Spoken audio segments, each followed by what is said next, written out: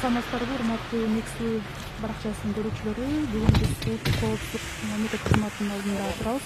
Бул жерде мекендештиги жана маалымат баракчасынын ээси катары таанылган журналист, элдик журналист Мирлан Ураймовдун колдоо тарапташтары, жакындары аны колдоп митингге чыгышты. Деги эле кетсек, кече 8-февралда Утун Кыргызстан саясий партиясынын активдүү мүчөсү Мирлан Ураймов кармалган УКМК тарабынан. Анда УКМК берген маалымат караганда, Ураймов кылмыш жаза кодексинин 127 беренеси бийликти күч менен басып алууга ачык чакырык менен кармалгандыгы тууралуу айтылган. Тагыраагы социалдык тармактарга чагымчу материал тараткан деген шек менен айыпталып камалгандыгы боюнча маалымат караган болчу. Мындан улам Мирлан Ураймовду УКМКнын вакыттуу кармоочу жайына 48 саатка киргизилип тергөө иштери жүрүп жаткандыгы айтылган. Ал эми өзүңүздөр көргөндөй учурда элдик журналист аталган Мирлан Ураймовдун тарапташтары УКМКнын алдында өз нараачылыктарын билдирип, анын кармалышы боюнча өз оюн билдирүүгө келишкен. Биз алардан азыр кыскача комментарий алып көрөлү.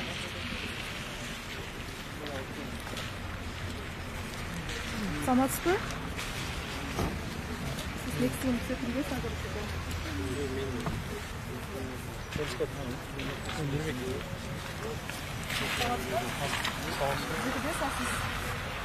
Өзүңүз билгендей, burada Мирлан Ураймов камалыш боюнча эмне айтабыз?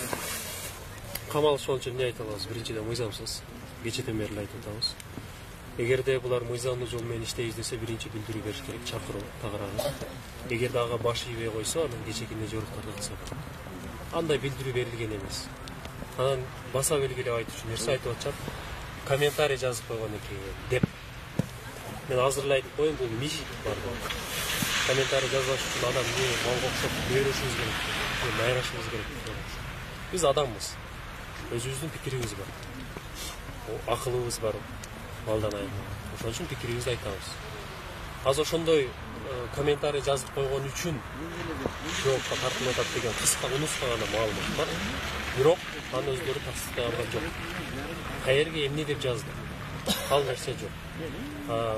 Мирлан Ураймов муну четке кагып атат. Мен андай жазган эмесмин, менин колума таандык эмес деп. Бизде азыр кол күмөн жаралып атат. Булар өздөрү уюштуруп, өздөрү кылып, анан ошол активисттерди сындыруу максатында буларга кинени коюп, эптеп жоопко тартуу максатында. Биз ушул нерсени гана айта алабыз.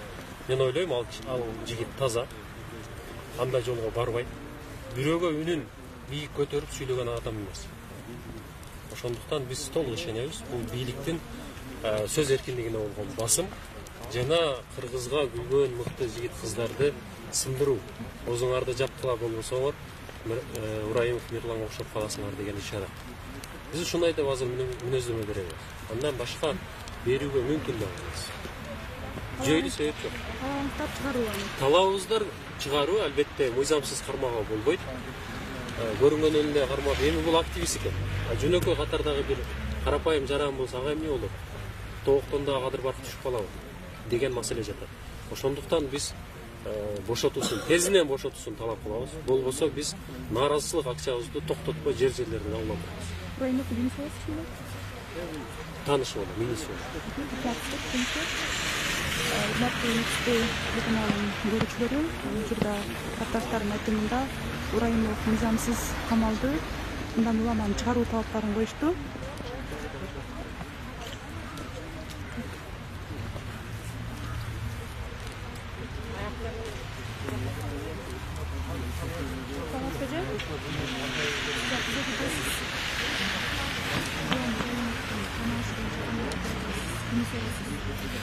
Мирландын бир тууган эжеси болом.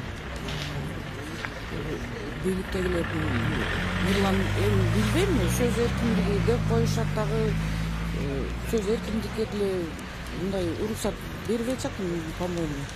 Анан Мирлан өзүнүн жеке пикири бар инсан, мен ошондой да. Анан кийин эл өкүлү болуп эсептелет. Бир чоң эле террористти кармагандай үйүнөн басып кармагандары туура эмес деп ойлойм. Анан балдардын телефондоруна чейин үйдү тинтип, без основаниялы. Андай эң болсо биринчи повестка бериш керек, биринчи. Анан ушинтип биринчи жүргүзүүгө кирип, анан кийин барып эйлеш керек. Анан келбей койсо, анан ошондой жолго барышса туура болмок. Азыр мындай алсыздардыга эле күчү жеткен бийлик болуп атат. Мен бийликке нааразымын чындыгында. Талабым чыгарышсын, билбейм, чоң жол. Менин мамлекеттик жумушта иштебейт. Бул жөн эле коомдук активист катары эле өзүнүн оюн, анын элдин оюн эле жеткирген мындай кыргыздын патриот жигиттеринин бири да.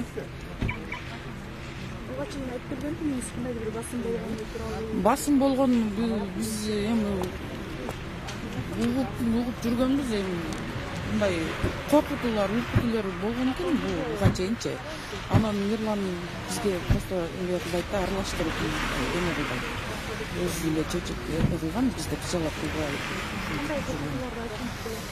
Андай личный эмелерин айтпайт да, жумуш боюнча мисалы. Мен бийликке эч кандай эме мындай ыраазычылык эчтеке жок, только нааразымын. Мен мисалы үчүн мен дагы бул Кыргызстан бир эмесмин да. Жарандык мисалы үчүн эмем болот, позициям болот, өзүм оюм болот. Айтышка мисалы үчүн акым бар, мисалы үчүн. Биз бийликти мына биз эл тандаганбыз, эл шайлаган. Ошо бийлик дагы элдин оюн уга билиш керек, чычалабаш керек, чындыкты айтканга чычалабаш керек. Ошол анан бир кандай бир чындыкты айтып койгон ошол нерсе жакпай атабы бийликтегилерге, билбейм. Булар бир какой-то бир фейк аккаунттан ушул комментарий жазыптыр деген шылтоо менен эле кармап отурушат. Ошол мен билгенден. Менин атым Урайымова Элиза. Мирлан Медесов, Hürmetli görüşler, bizde Mирлан Рахметтин эжесинин комментарий алып көрдүк. Анын айтымында биисине буга чейин да коркуулар арканда коркуулар болуп келген айтты, бирок кандай эмне себептен экенин толук айткан жок.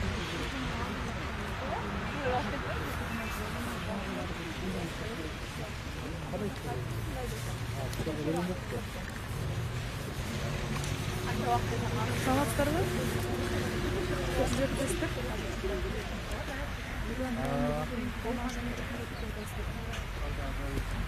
Мирлан Урайымовдун кармалышы боюнча бардыгы эле эми бул түшүнүксүз болуп калды. Бир комментарий үчүн ар бир жаранды ушинтип алып келип камай берсе, бизде кайсыл жактан өнүгүү болот? Эми сөз эркиндиги деген бар да. Ал жерде мисалы үчүн бири-бирин кайраштырган же болбосо бул уурулук кылган жок, же бир чоң бир күнөө иш кылган жок. Анан ошондой бир неме менен барып кармап кеткени бул өтө жапайчылык алып баратат да. Эми биз ал баланы билебиз, элдин уулу. Кемпироватта жүрдү, Баткендеги болгон бардык кайсыл жерде Кыргыздын эли, жери кордолуп аткан болсо, бул Мирлан Урайымов ошол жерде жүргөн. Биз ошол жагын көп билебиз да. Ошон үчүн эл колдойт муну. Ошол тарабынан биз келип отурабыз. Кармап кете турган орчундуу эч бир немеси жок ал бала. Бардык жактан чугуп чыкканда же болбосо көрсөткөндө кайсыл жерде жүрбөсүн, интервьюсу, постору бардыгы элди биримдикке чакырган, элди ошо жерди коргоп калалы деген. Бул эми жарандык милдетин аткарды, укугу өзүнүн чыныгы. Анан билбейм эмне себептен ушу бир комментарий үчүн алып келип камап койгону бул өтө эле неме, аша чапкандык дейм да мен. Менин оюмча. Ушул жапайчылык байылы болуп калды да бутчу. Түн ичинде алып кетсе чакырып, күндүзү жакшы бир эмелерге чакырса келет да ар бир инсан. Бул биздин кыргыздын жарандары. Бул активист болуп, биздин кыргыз эли үчүн ушундай күйүп аткан балдардын бирөөсү. Ушу жерибиз кетпесин, кыргыз элине салмын болсу эме кошсом деген эле уулдар булчу эч бир мындай эмеси жок бул баланын. Бул адилеттүүлүк болбой атат бул жерде. Şu жапайчылык эле болуп атат да, менин өзүмдүн жеке оюм. Şu бир комментарийге мындай жазган эме алып кирип коюп, ар бирибизди жаза берсе, ар бирибизди алып кире берсе, бул жакшы нерсе деп ойлоп атам мен азыр так өзүмдүн эмемде. Энени ыйлата бериш мына апасынын мына эртеден бери ыйлап жүрөт да. Эненин жүрөгүнөн чыккан ыйчы бул өтө неме болот. Эми бул бала башка мамлекетте жүрүп бир мыйзам бузса, же болбосо чакырса, келбей койсо, анда макул эле да. Үйүнө барып, анан кийин даже башка эч кимсине көрсөтпөй, машинасын киргизбей, эшигин ачтырбай туруп алып кеткени бул бардыгыбызды эле таң калтырып атат да эмичи. Бул мамлекет деген, УКМК деген бизди коргой турган да. Биздин укугубуз тебеленип атса, бизди бир башка жаран же болбосо башка мамлекет бизди кордоп атса, бизди коргоп кыргызды кыргыз кыла турган биздин укук коргоочубуз да.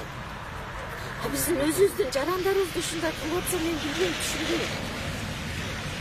Биз эртең кимге барып кайрылабыз анда? Биз адилеттүүлүктү издеп келдик бул жерге, чынын эле айтайын. Башка эч бир кыйтырык, бакырык жок. Адилеттүү бизге чечип берсе, бул баланы чыгарып берсе, жөндөн эле ар бир жазган комментарий келет. Ар бир адамдарды киргизип койгонго бул биздин Кыргызстан чындап эле туңгуйга болуп баратат деген менин өзүмдүн пикирим болот.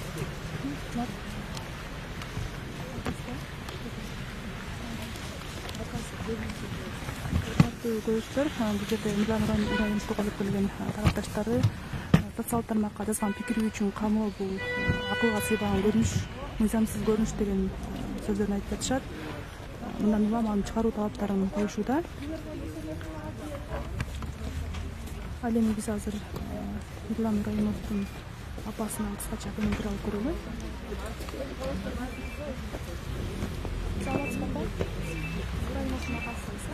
Апасын болом.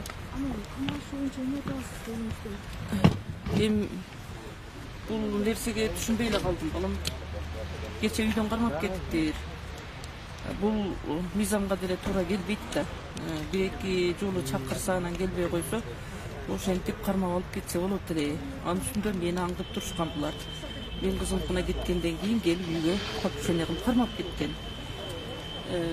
Бул эч качан мыйзамга туура келбейт балам. Мен баламды коррупционер болбосо, мындай бир иштерди иштебесе, урурлук кылбаса, адам өлтүрбөсө, эмне үчүн мындагы кармап кеткенин өзүм деле түшүнбөй калдым. Мен эне катарында жүрөгүм канап атат. Бардыгын энелер түшүнбөй эле какшатып эле ушундай кылып өсө туура эмес болсо керек. Мыйзамдагылар деле, бул жогору жактагылар деле түшүнүш керек, түшүнүш керек. Билбейм, буга мен эч нерсе деп айта албай калдым, түшүнбөй да калдым. Буга сенде болбойт, тартпайм. Сен служба болуп койсуң. Эми мен талаптыларым баламдын ушу бир чач талына зыян келтирбей чыгарып беришти талап кылам. Эне катарында талап кылам балам. Эми аны айтпайт эле балам магачы. Эненин жүрөгү ооруп деп айтпайт эле, кандай кылып. Бул билбейм эмнеге мындай кылып атат. Балам акыйкат үчүн гана, эл үчүн гана иштеп жүргөн бала болчу. Бул жагын эл өзү билет, бардыгы кандай экенин дагычы. Айта албайм кандайчы. Эч нерсеге түшүнбөй калдым. Үйдү дагы, мисалы үчүн үйдү дагы мындай окуп дагы алардын акчасы жок эле да. Келиним кичинекей балдар менен отурса, кирип 4-5 кирип алып, бардык жагын тентип бардыгын. Болбогон нерселердин бардыгын. Кызымдын телефон, 11 жашар кызым телефонун алып тур. Андай эмне бар, келиним телефонун алып тур. Кызымдын ошо окууга эметкен планшетин алып тур, эмне бар анда? Эч мен түшүнбөйм буларга, түшүнбөйм. Мыйзамга туура эмес иштерди жасап жатышат булар. Мыйзамдуулук жок бул. Мен бул бийликке эч качан эме ыраазы эмесмин. Эч качан ыраазы эмесмин, балам болбойт депчи. Эне катарында айтам. Эч качан ыраазы эмесмин деп. Ушул менин айтарым, башка айта албайм. Иә. Улумду чыгаруу талабында турам силтип. Эртең менен саат 7-де келгенде ошол жерде көрүп турам. Билбейм, акыйкат болсо Кудайдан башка айла жок. Билбейм, Кудайга гана ишенип турабыз. Билбейм.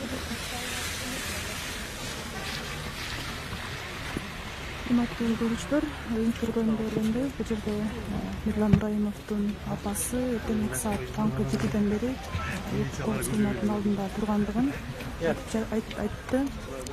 Мындан улам ал элге кайрылып, акыйкаттык чечим менен баласын чыгарат деген үмүттөнгөндүгүн кошумчалап өттү.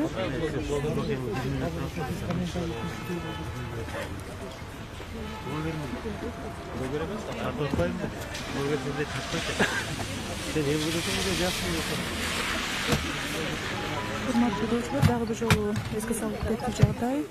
Бүгүн биз улуттук коопсуздук кызматынын алдында элдик журналист, Бүтүн Кыргызстан партиясынын активдүү мүчөсү Мирлан Ибраимовду колдоо митингде турабыз. Бул жерде анын бир канча деген тарапташтары колдоп келишти. Алар бийлик социалдык тармакка жазган митинг үчүн жаранды кармоо бул мыйзамсыз деп айтып жатышат. Коллеганың атын білбейсің? Алма.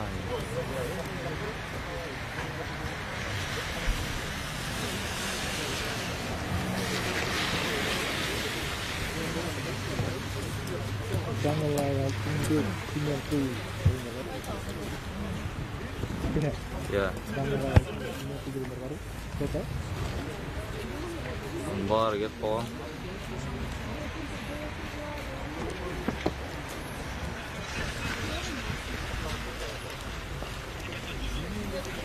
Өздөрү көргөндөй Мирлан Ибраимовду колдоо митингине анын апасы, бир туугандары, жакын туугандары, достору келишкен.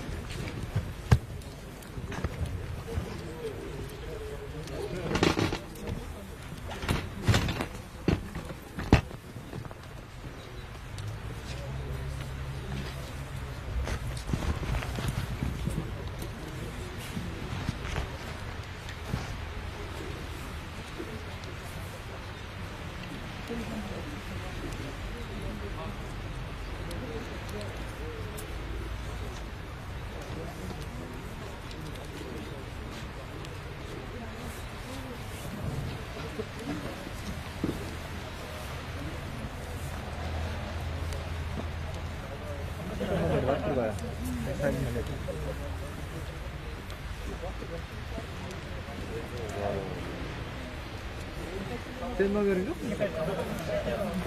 Böyle çıkmayın da. Evde. Montajda o sensin sen ha? Bugün ne oldu? Ha? Ne oldu?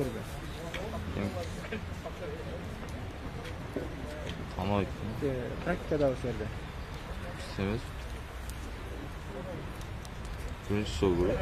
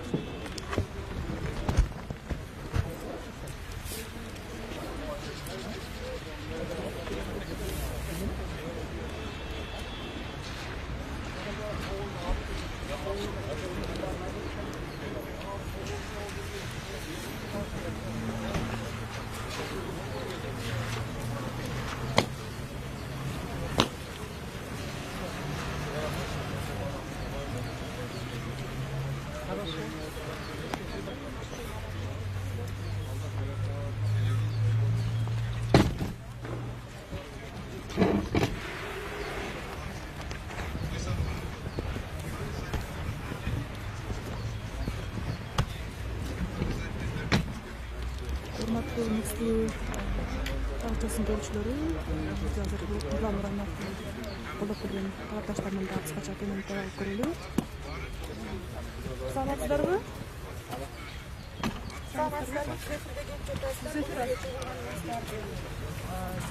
Талаптарыңыздар тууралуу урматтуу ошо бизге чыккан себеби бир тууган менин Нурлан Ибраимовдун агасы болуп, ошону мыйзамсыз деп эсептейбиз. Ошого деп чыктык. Ал кармалганы мыйзамсыз. Кече кармалып кеткендиги боюнча кандай маалыматтарыңыздар бар? Эмне деп кармалып кетиптир? Кандай жөнүндө кармалып кетиптир? Үйүнөн кармалып кеткен кечинде. Ага жөнүндө повестка берип чакырса болот. Кимге болсо, анан ушул кармакчылык так террорист кармагандай деп үйүнөн 12 бала кармалып кеткен.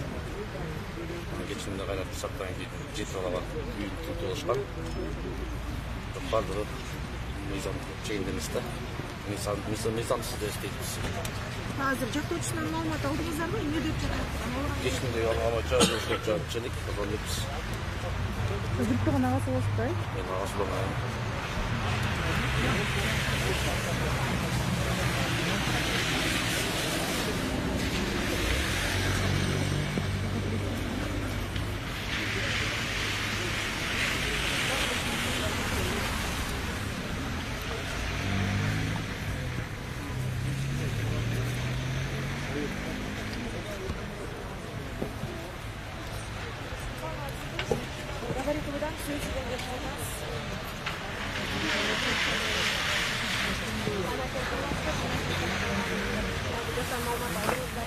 Саламатсыздарбы?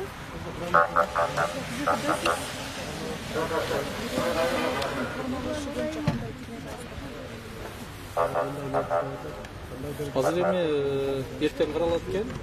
Сотто үй камагына болобу же 2 айга ошол тергөө учурунда жүрүп жатканда ошону күтөбүз эми. Азыр адвокаттар иштеп атат. Башка маалымат бере албайбыз. Соц тармакка жазган пикири үчүн кармоо кандай мыйзамдуу көрүнүштөр кандай? Эми бул жерде бизде толук маалымат жок болуп атат да комментарийинде. Аны жанагы тил комиссиялары, башка комиссиялар карап калдап, кесипкөй адисте карап чыгыш керек, заключение чыгарыш керек.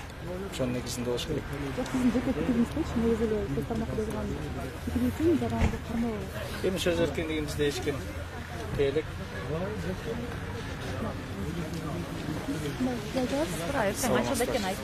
Бизге жеткен маалымат боюнча Нурлан Ибраимов башка бир постко комментарий жазган деп атышат. Ошол комментарийде ошол бийликти басып алууга чакырыктар болгон деген ошол шек менен булар бийликти басып алган атат деп ушундай шек кылып, шек санап ошол шылтоо менен кармашыптыр. Анан эми ошол бирөөлөр жазган постторго комментарий жаза албай калабызбы эми? Бул түшүнүксүз. Бул өтө аша чапкандык. Комментарий жазганың үчүн деп келип кармаганы бул эми бийликти басып алган атат деп келип ишке санап кармаган өтө туура эмес. Менин оюмча Мирлан Нураимовду кармаганын себеби башкада. Мирлан Нураимов элин деп, жерин деп күйүп жанып жүргөн жигиттердин бири, азаматтардын бири. Бийликтин туура эмес иштерин бетке айтып, коркпустан айтып жүргөн жигиттердин бири. Дайым көргөзүп жүргөн жигиттердин бири. Ошону жанагындай бир өчөшүп, бир ыгын издеп, бир ушундай бир шылтоо менен алып келип кармап атышат. Бизге жеткен маалымат боюнча Мирлан Нураимов мен андай посту жазган эмесмин деп айтып атат. Ал менин стилим эмес, ушундай башкача кылып жазыптыр деп атат. Ушул бизде ушундай шек болуп атат. Алар өздөрү бир фейк аккаунт ачып туруп, Мирлан Нураимовдун атынан ошондой жазып туруп, ошону шылтоо кылып келип кармап атышат да. Мирлан Нураимов могу биздин Кемпир-Абадты Өзбекстанга өткөргөн боюнча дагы ошол жердеги башында жүргөн жигиттердин бири. Ошол жерде болгон окуяны болгондой кылып элге жеткирип аткан жигиттердин бири. Элим жерим деп күйүп жүргөн жигиттердин бири. Анан дайым туура эмес иштерин булардын бетке айтып жүргөн киши. Ошонун баягы ыза болуп калгандай болуп, өч алып аткандай сезилип атат мага. Бул жерде комментарий жазганда кармаганы, болгондо да үйүндө караң киргенде барып, бала чакасын коркутуп барып кармаганы, бул террорист кармагандай кылып кармаганы өтө ашка чыккан. Уят иш. Уят иш. Мындай туура эмес иштер алыска барбайт. Чындыкта айым жеңип келген жеңет. Бийлик эч качан бир күбөлүктүү болгон эмес. Бүгүн бар бийлик, эртең жок. Аны да эске алып койсо туура болмок. Рахмат.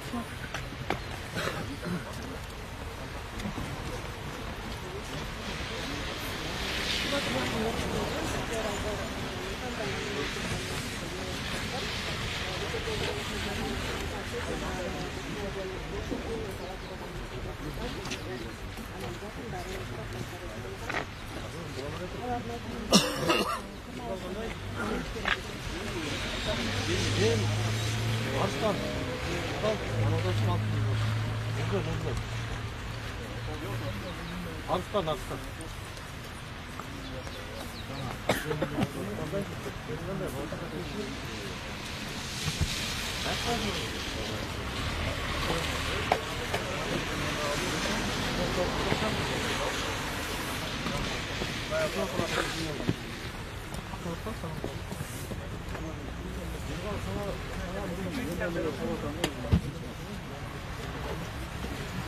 Урматтуу Некс баракчасынын көрүүчүлөрү, бул жерде Мирлан Нураимовдун колдоп келген тарапташтары куугунтка жол жок, сөз эркиндигине кол салбайт, бийлик Нураимовго боштондук деген талаптар менен плакаттар көтөрүп чыгышканын да көрүүгө болот.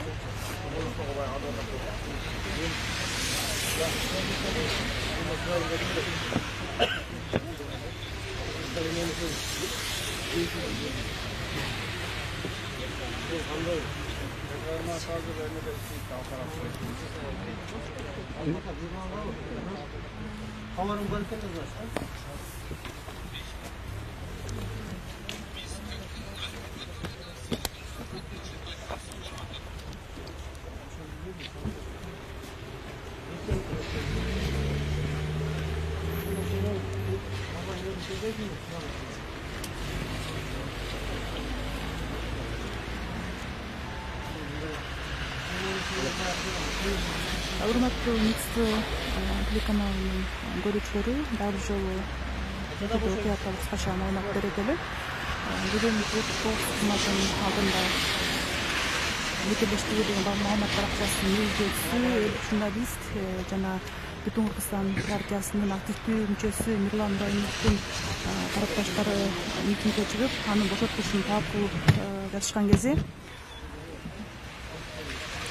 алардын айтымында соц тармакка жазган пикири үчүн жаранды камакка алуу бул мыйзамсыз көрүнүш экендигин айтып жатышат. Урматтуу көрүүчүлөр, ушун менен биз эфирибизди жыйынтыктайбыз. Саламатта туруңуздар.